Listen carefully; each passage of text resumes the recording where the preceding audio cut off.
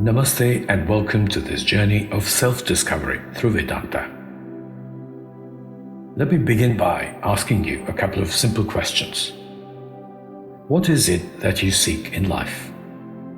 Is it happiness, peace, fulfillment, perhaps a sense of purpose? No matter your answer, the search has to ultimately lead you to the same truth, understanding your own self. And this understanding is what Vedanta offers. Before seeking God, or that which runs and controls everything, or the true meaning of life, have you ever paused to consider the source of your questions, or who it is that asks them? Vedanta guides you towards understanding your true self, birthless, eternal, formless, attributeless, and all-pervading. It saddens me to come across religious teachers and leaders who perpetuate the notion that learning Vedanta is overly complex and requires years and years of practice under great teachers. This contradicts the Srimad Bhagavad Gita, which emphasizes that attaining supreme knowledge is actually very simple. In the second shloka of the 9th chapter of the Srimad Bhagavad Gita, Krishna declares, "This is the royal science, the supremely holy and profound secret that can be experienced directly and with ease. It is very easy to practice and is everlasting." Vedanta, the highest stage of Vedic studies, is not just a philosophy. It's the highest truth. It is a lens through which we can view the universe, the self, and everything in between. It's the final and most profound teaching, the PhD of spiritual studies, so to speak. But before we delve into Vedanta, let's talk about where most spiritual journeys begin. It is dualism. For many people, it's comforting to imagine a divine being watching over them, guiding their lives, rewarding virtues and punishing vices.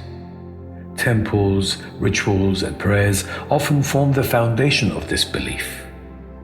It's a beautiful beginning, no doubt, a vital step in one's spiritual journey. For some people, the reassurance that there is someone above taking care of their needs provides much needed solace. However, dualism, the belief in a separate God residing in a distant heaven, can be compared to the early stages of education, like attending kindergarten in the school of spirituality. Kindergarten is a wonderful place to start, filled with important lessons and joyful discoveries, but it's meant to lead us to more advanced learning. Similarly, spiritual growth invites us to move beyond dualistic thinking and explore the vast ocean of wisdom that Vedanta offers. Sadly, many elderly people leave this world without experiencing or at least tasting the profound bliss that comes with self-knowledge, a bliss arising from a refined and pure state of mind, as Krishna beautifully explains towards the end of chapter 2 in the Srimad Bhagavad Gita. In Shlokas 42, 43 and 44 of the second chapter of the Srimad Bhagavad Gita, Krishna speaks of those who remain enamored by flowery words, rituals, and promises of heavenly rewards.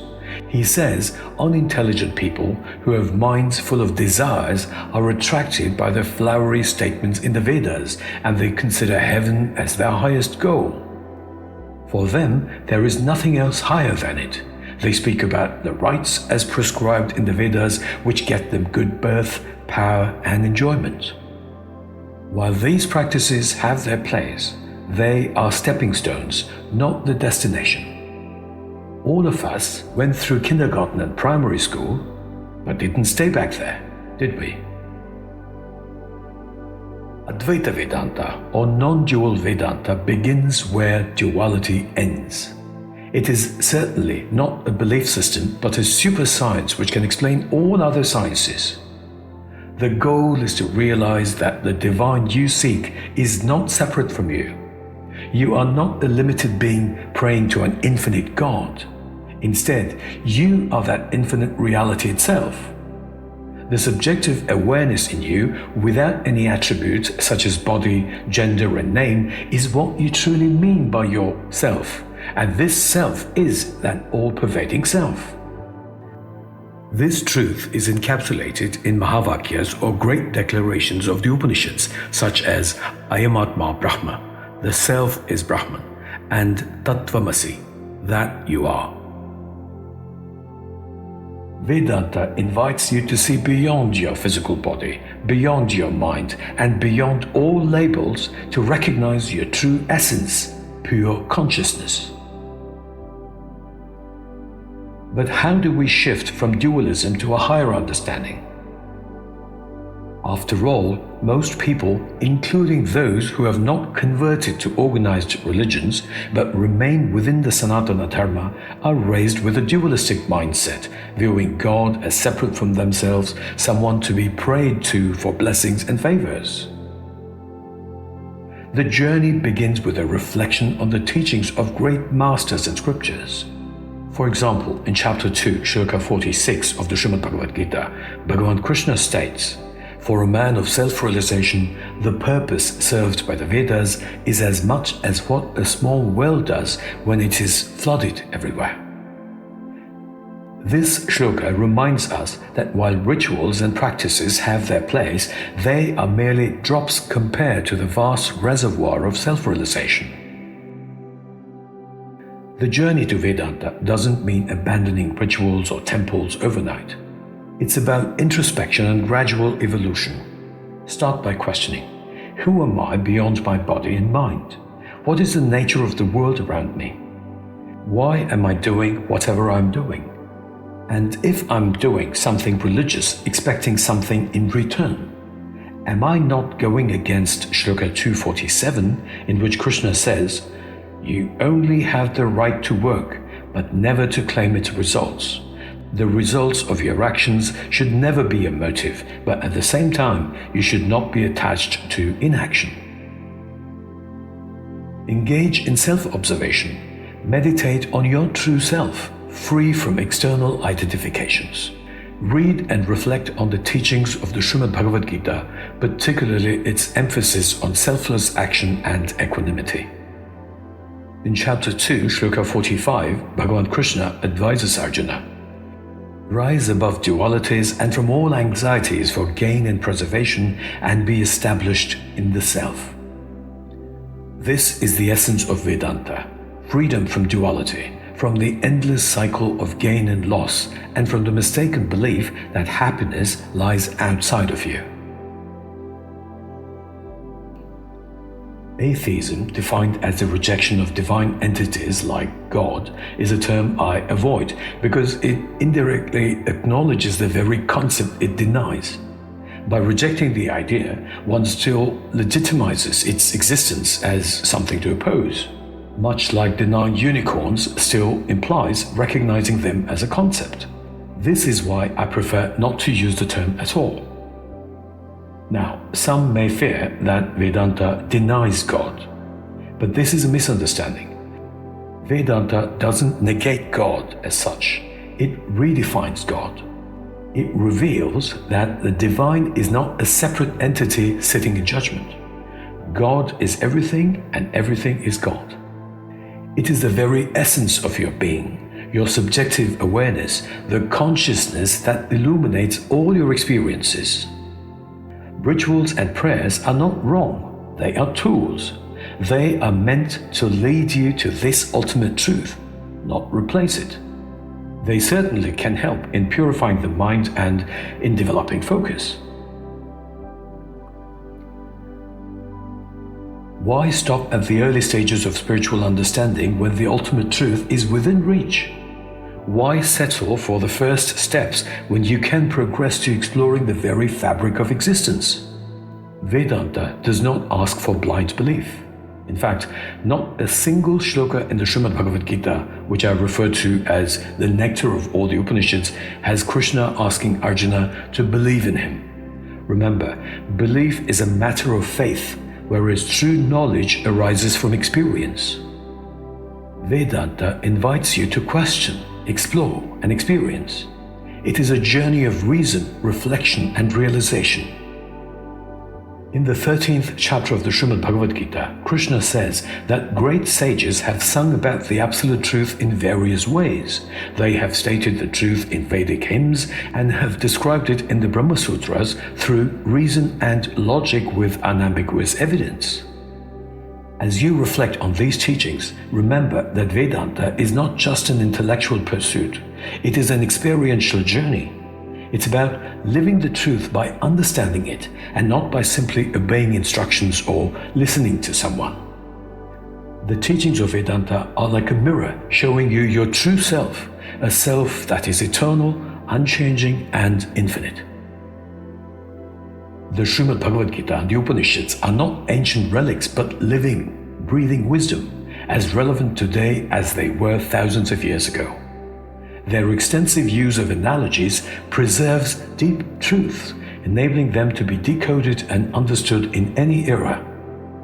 Regardless of the time we live in, they address our challenges, struggles, doubts, and fears, offering solutions rooted in clarity and understanding. Each step towards self-realization brings you closer to inner freedom.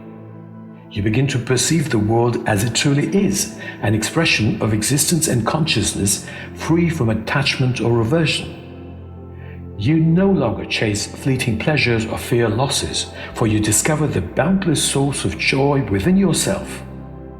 A person endowed with such profound knowledge remains unshaken by external challenges or the actions of others, embodying true strength and tranquility.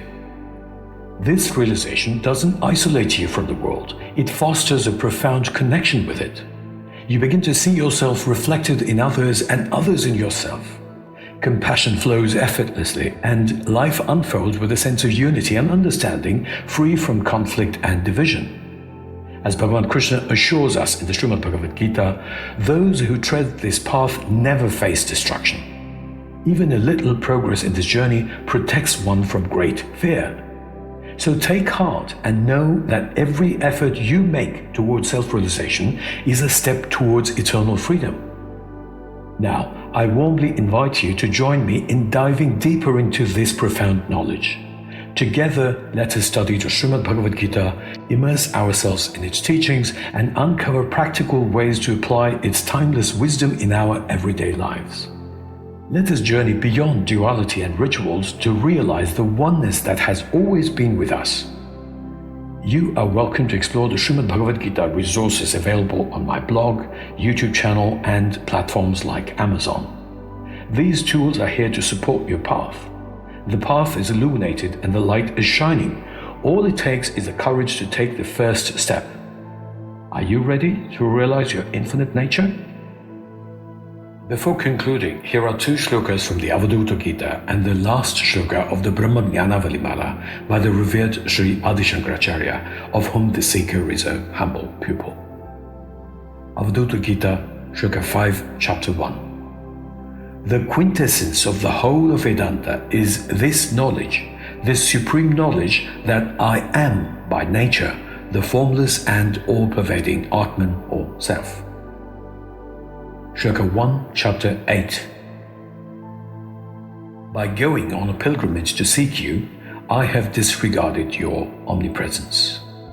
By meditating upon you, I visualized you in my mind in a form and have thereby disregarded your formless nature.